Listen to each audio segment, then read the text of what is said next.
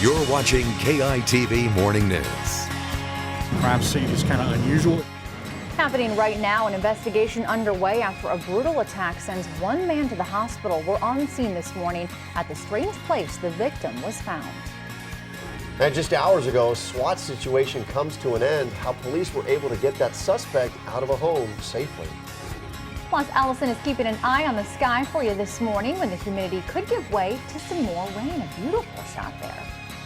And good Tuesday morning. Thank you so much for waking up with us. I'm Erica Miller. And I'm Hunter Ellis. Happy birthday to UT. Is that what the red is? 131st Orange. birthday. Yeah. Orange, sorry. Burnt orange, yes. 131st, right? 131st, yeah. Looks That's red. Happy birthday. A long tradition there. Yeah, that is a long tradition. All right, and do we have any good news for the? Sure, maybe the some weather? birthday showers I like it.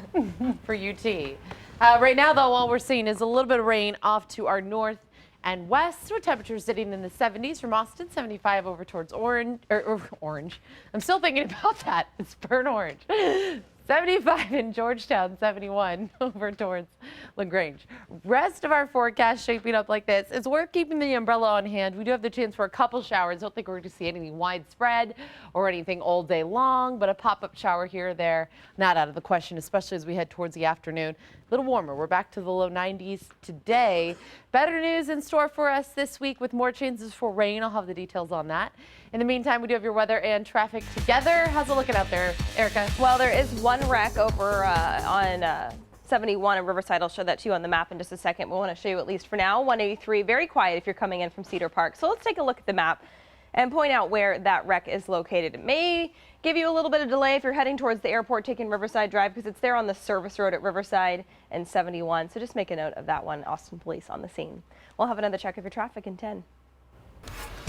Breaking news out of South Austin this morning, where police are looking for the person responsible for brutally beating a man. You're taking a live look at the scene right now. Our crew is still on the scene for you this morning. Police say the victim was found in a storm drainage tunnel near Barton Springs Road. Now, Austin police were called to the scene by the man's friend right around midnight. Police believe everyone involved is homeless. We're told the man is in critical condition as of last check, but police are treating this as a homicide.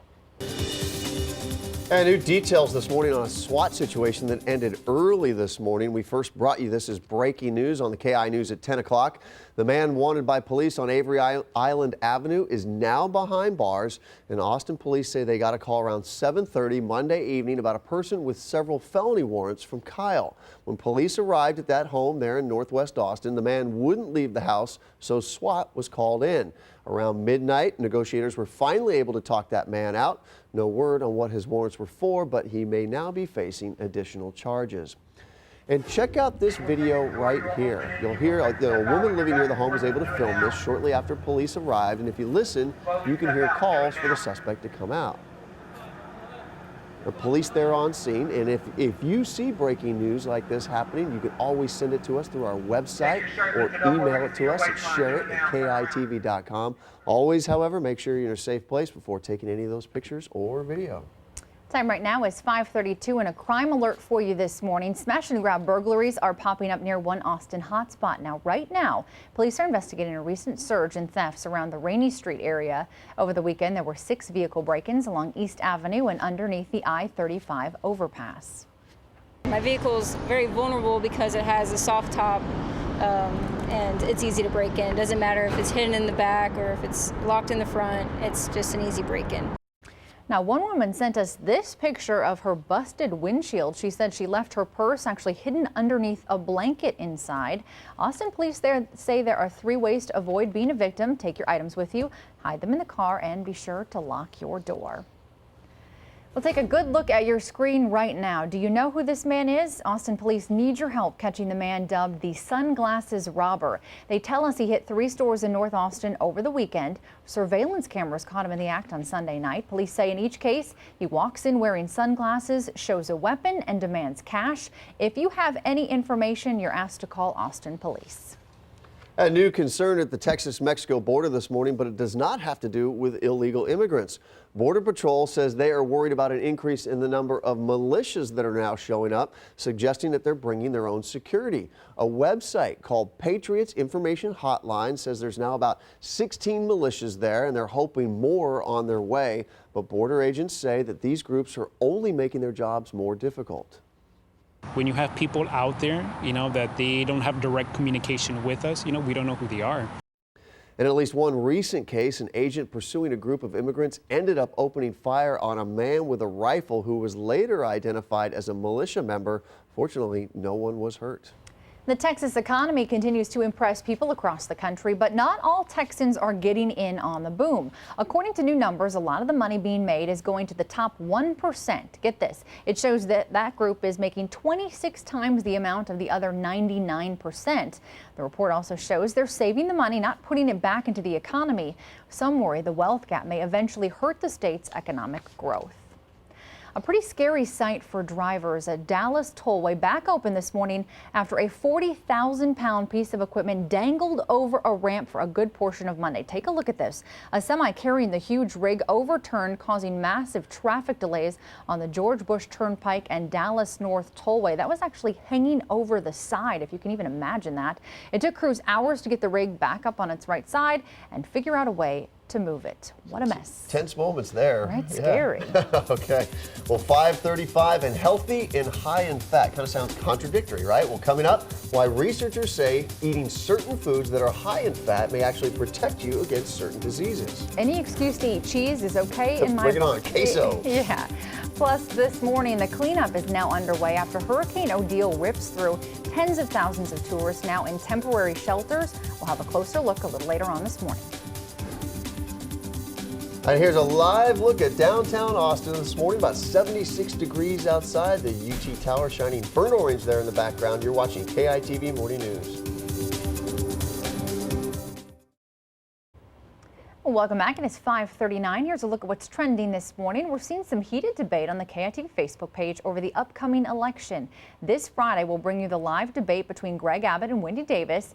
We have more details on the debate coming up, but for now, you can just weigh in on your pick for governor by heading over to the KEYE Facebook page. I'm feeling it's going to get more heated over the next several weeks. I think you're right. All right. Well, in Health Matters this morning, a new look at emergency room visits finds that the average wait time to be seen is about 30 minutes. I know you were surprised. That's not too bad, Yeah, right? not too bad. And the average length of stay, a little more than 2 hours. Right. Researchers in California say large hospitals and urban hospitals do have the longest wait times. They also found among patients who end up being admitted, the average length of stay in the emergency department is 4 hours. Now, this is what may surprise you. A third of that time is spent waiting for a bed to just become available. Yeah. That's not good news. No, not good news at all. And here's some other news. Generic statins used to lower cholesterol are more effective than the brand name statins, according to researchers in Boston. That study found that patients who took those generic drugs had an 8% lower rate of cardiovascular problems and death than the patients who took the brand name drugs. Researchers say generic drugs are more affordable, and that makes it easier for those patients to fill their prescriptions and take their medicine without interruption. Queso lovers, listen to this. Yeah. Hunter, this one's for you. High-fat dairy products may actually lower the risk of type 2 diabetes. A new study from Sweden found people who ate the most high-fat dairy, like milk and cream, maybe queso, had a 23% lower risk of developing type 2 diabetes than those who ate the least amount. Researchers say their findings suggest that unlike animal fat, dairy fat may offer some kind of protection. That's good news for Austinites. There's a That lot of is. queso in this town. There is a lot of queso. And for more health news, you can just go to our website, KEYE.com, and then click on the Health Matters section. All right, well, just ahead this morning, we're going to have a look at the damage left behind after that powerful hurricane tears through parts of Mexico and continues to make its way north. Plus, new this morning, dealing with Ebola, the new plan just announced by President Obama to deal with the outbreak in Western Africa. And we're taking a live look outside. This is 183. There's some traffic out there at 541 on a Tuesday morning. Erica Brennis will have another look at your traffic coming up after the break. And temperatures are warming back up. 91 this afternoon with a few showers possible and more on the way. Your forecast is just a few minutes away. And also this morning, take a look at your screen. We have a big shout out to a Central Texan who is serving our country right now. This is Navy Airman Cody Green from Georgetown. He's an aviation structural mechanic currently on board the aircraft carrier USS Nimitz. I've spent some time on board that ship as well. So a huge thank you to Airman Green and his family.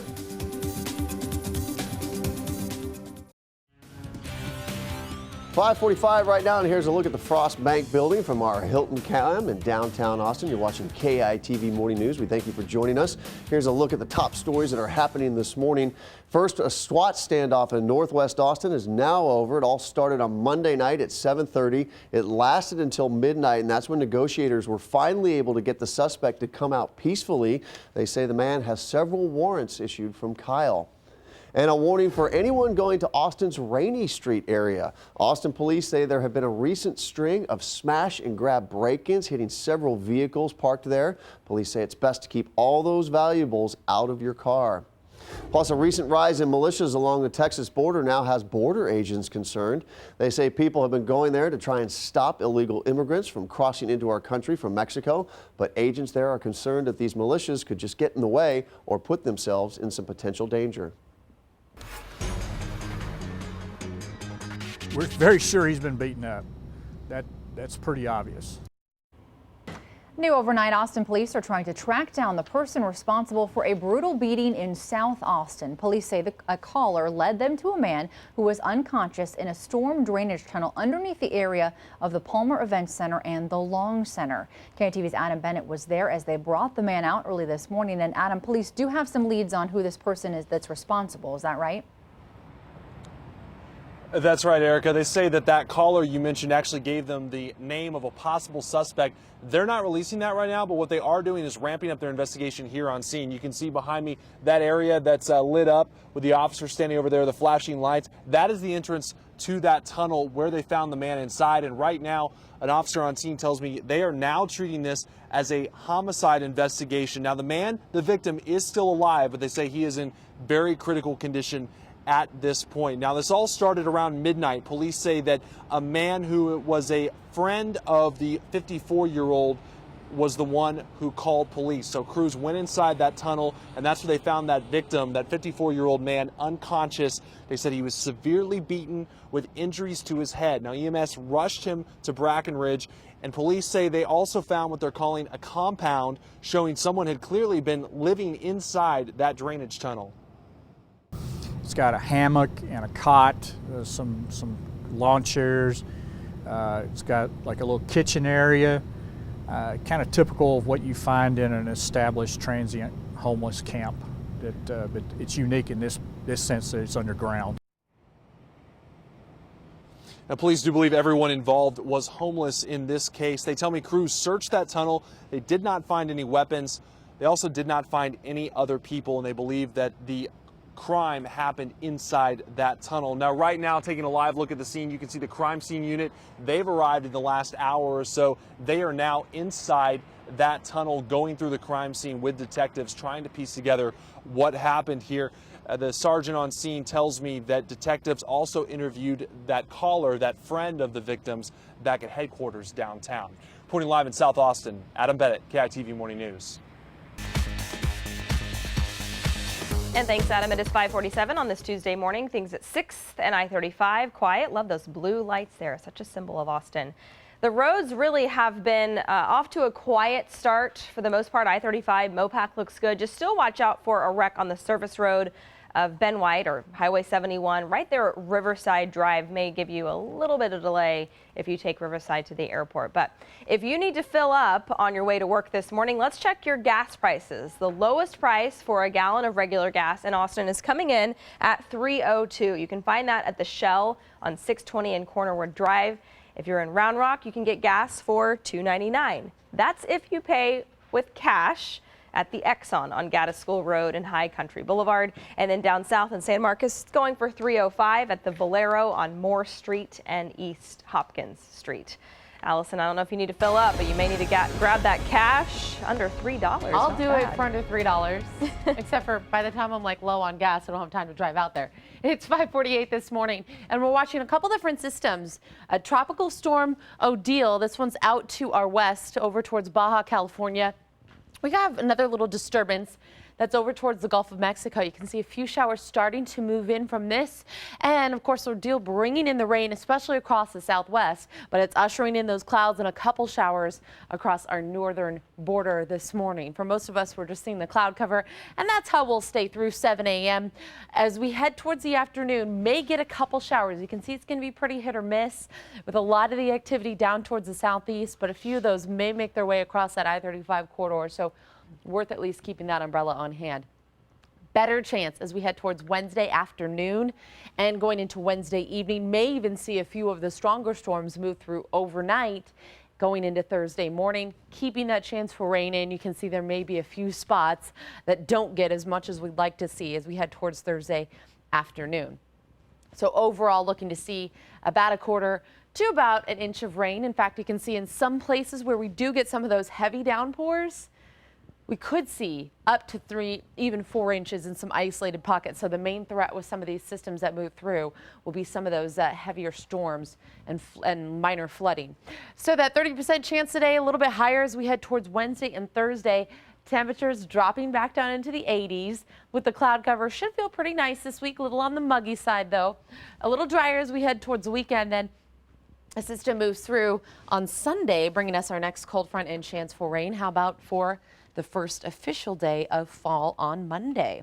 Well, speaking of Hurricane Odile, it is continuing to make its way across Baja California, and some of the worst hit areas still cleaning up. You can see these images. Entire neighborhoods are now in disaster zones along Mexico's Baja Peninsula. When it hit as a Category 3, about 30,000 tourists are still in temporary shelters after entire hotels were leveled. Amazingly, there are no reports of any serious injuries or death, but still more than 200,000 people are left without power. And new data released from NASA shows this past August the warmest on record for our planet. That continues as this year's trend of record or near record breaking months, according to the Huffington Post. This past May was also a record dating back to at least 1881. Of course, that was when record keeping began. A NASA scientist told the online news source that it may have been the hottest August, but was only a few hundredths of a degree warmer than the past years. Hunter? Well, this morning we continue to follow the latest details in the death of 2-year-old Colton Turner. Colton's mother, Megan Work, and her boyfriend, Michael Turner, are now both charged with tampering with evidence. Investigators say they started their search for Colton after a tip about abuse and when the child's mother kept changing her story. Reports reveal that Megan Work eventually confessed that Colton hit his head on an air conditioning unit while in a motel room as a result of being assaulted. She claims that little boy died on July 7th. And this morning we are learning more about Megan Work. That's right. Friends of the 20-year-old say that she seemed to care for Colton. We're also learning more about her own past.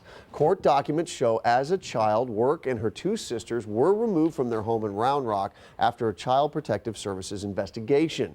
Both of her parents have criminal histories, and much of that surrounds drug and violence-related arrests. Her friends say she also herself has a history of drugs. She was in big hardcore drugs and following with the wrong people, and I think that played a part in what happened. Now, these details are all something that could be used in the defense if and when Work goes to trial. And there's now an online fundraiser set up to provide a funeral for Colton Turner. In just the past 2 days, close to 200 people have donated more than $7,500. Organizers are hoping to raise $10,000, and Cook Walden Davis Funeral Home up in Georgetown is also helping Colton's family with some of those expenses. It is now 76 degrees at 5:53 on this Tuesday. Later this morning, Governor Rick Perry is set to talk roads. The governor is the latest speaking at the 82nd annual meeting of the International Bridge, Tunnel, and Turnpike Association. Now, the yearly meeting has been underway for a few days here now in Austin. Governor Perry plans to focus his remarks on the road additions to Texas during his time in office and the changes he says save taxpayers money. The governor speaks at 8:30 this morning. The fight to take the governor's seat is now in full force with less than 50 days now until the governor's election in November. KEYE TV wants to make sure you know everything about the candidates, and that's why this Friday you can catch Democrat Wendy Davis and Republican Greg Abbott meet in their first debate. It starts at 6 p.m. You can watch it live on the air or stream it on our website, KEYTV.com. And that brings us to this morning's question of the day. What are the issues you feel the candidates need to focus on? You can just go to the KEYTV Facebook page and let us know what you think. A lot of people weighing in this morning. Hunter? Well, Minnesota Vikings running back Adrian Peterson will be heading to Texas next month for his first court appearance over child abuse charges, and that trial will take place in Conroe, just north of Houston. Peterson has been reinstated by the team after he was benched following the charges, and since then, Peterson has released a statement saying that he is sorry for hurting his son and that he is not a child abuser. Well, the attorney overseeing a compensation fund for victims of GM cars has now linked 19 deaths to a flaw with the automaker's ignition switches. General Motors initially had said that 13 deaths were tied to that problem. The company has received 125 claims for deaths and 320 claims for injuries in the 5 weeks that lawyer has been reviewing cases. The families of victims who died can collect $1 million plus $300,000 for the surviving spouse and dependents, in addition to an estimate of the victim's future earnings. Some breaking news overnight. A large explosion in Afghanistan leaves 3 NATO troops dead. The Taliban claimed responsibility for the car bombing that hit not far from the U.S. Embassy in Kabul early this morning. Afghan officials and Western forces are both investigating that attack now. So far, the name and nationality of those killed has not been released. Later today, President Obama meets with General John Allen, who has now come out of retirement to lead the U.S. fight against ISIS. The meeting comes as the U.S. marked the start of a new offensive operation against the militant group, conducting more airstrikes on Monday. On Capitol Hill, Joint Chiefs of Staff Army General Martin Dempsey and Defense Secretary Chuck Hagel faced some tough questions about the president's plan to degrade ISIS, including a request to train and equip moderate rebels inside Syria. House lawmakers will begin debating the measure later on today. And big news this morning in the fight against Ebola. President Obama now says he plans to send 3,000 U.S. military personnel to help deal with that situation in Western Africa. The president will be traveling to CDC headquarters in Atlanta today, and while there, he'll outline the expanded efforts against this deadly Ebola outbreak. The Obama administration is seeking $88 million additional dollars to aid in this fight. It is 5:56 right now, and the White House is weighing in after the break. Advisors are now backing body cameras for police while they are pushing to make this gear mandatory across the country. And stay away. This morning, there's a warning going out from the Texas border, while law enforcement is telling militias to keep their distance. Plus, here's a live look at I-35 in Round Rock from our Howdy Honda cam. Things moving pretty smoothly right now. We're going to have an update from Erica Brennis after the break. Ahead on CBS This Morning, we'll talk to CIA insider Mike Morrell about new calls to put combat troops on the ground in Iraq and Syria. And Senator Rand Paul will tell us about his changing views on military involvement in the Middle East. The news is back in the morning. See you at 7.